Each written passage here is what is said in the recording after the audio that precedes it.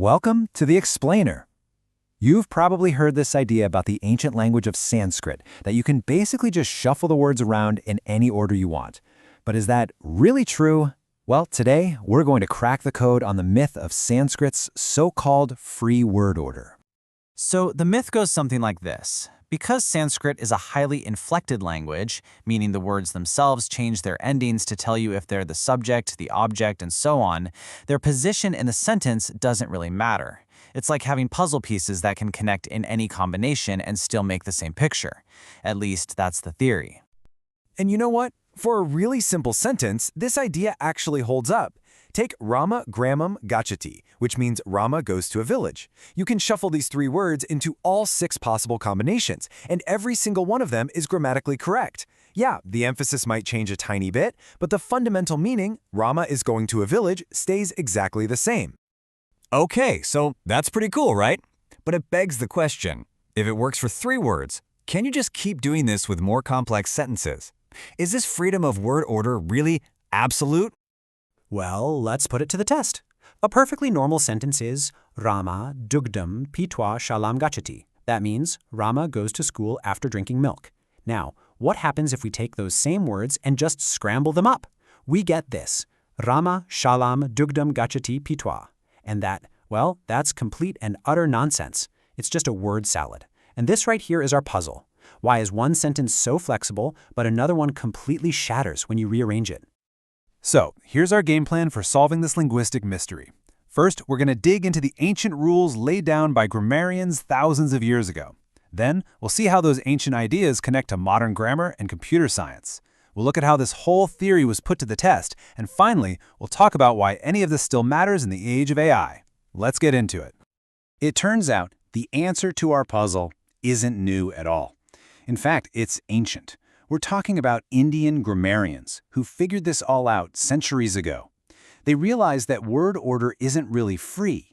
It's governed by 2 incredibly elegant principles, something called akanksha and another called sanidhi. All right, let's start with the first one, akanksha. The best way to think about this is expectancy, or maybe even syntactic hunger. Imagine a word like gives. By itself, it's incomplete, right? It leaves you hanging. It expects more information. Your brain immediately asks who gives what to whom.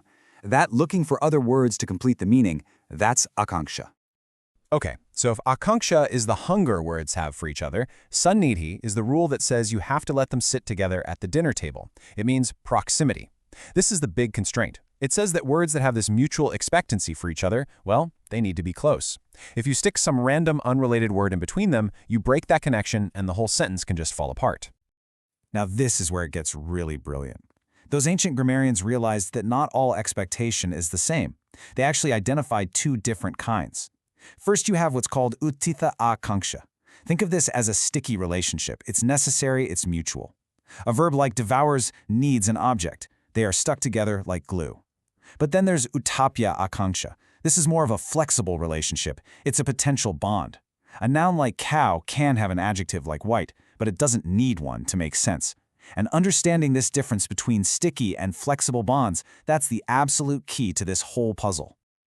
So, we're talking about concepts from thousands of years ago. How on earth do they connect to our modern world of computers and AI?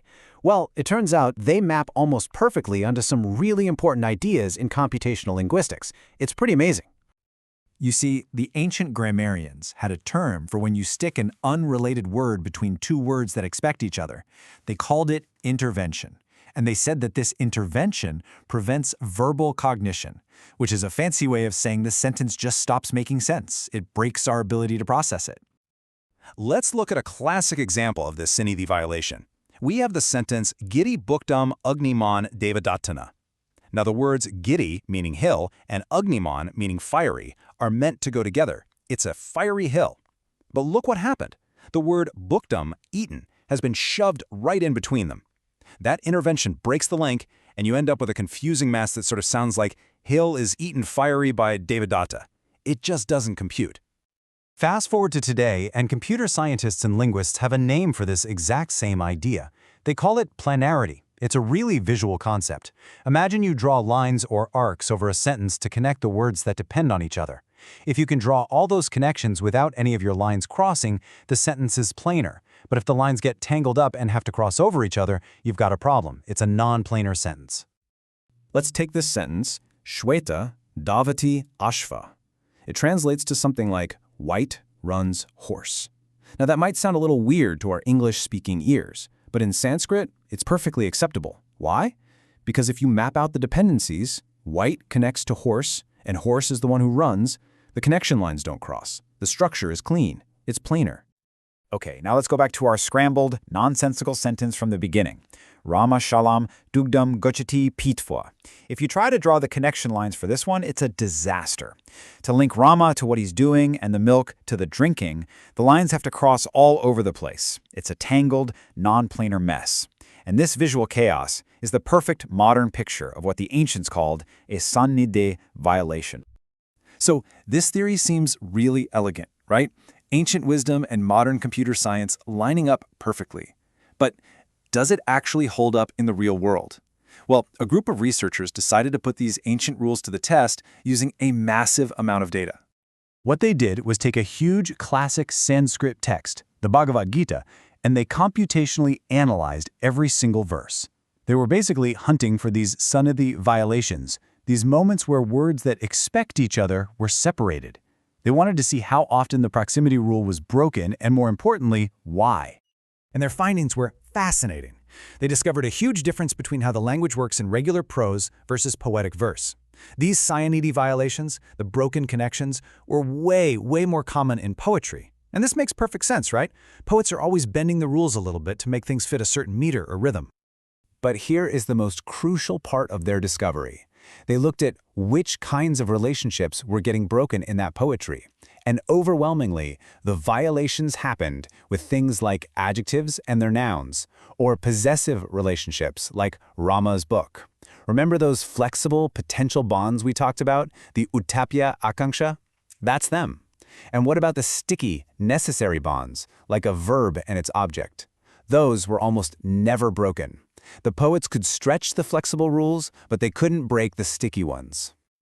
Okay, so this is all really interesting from a linguistic perspective, but why does dissecting the grammar of an ancient text actually matter to us right here, right now?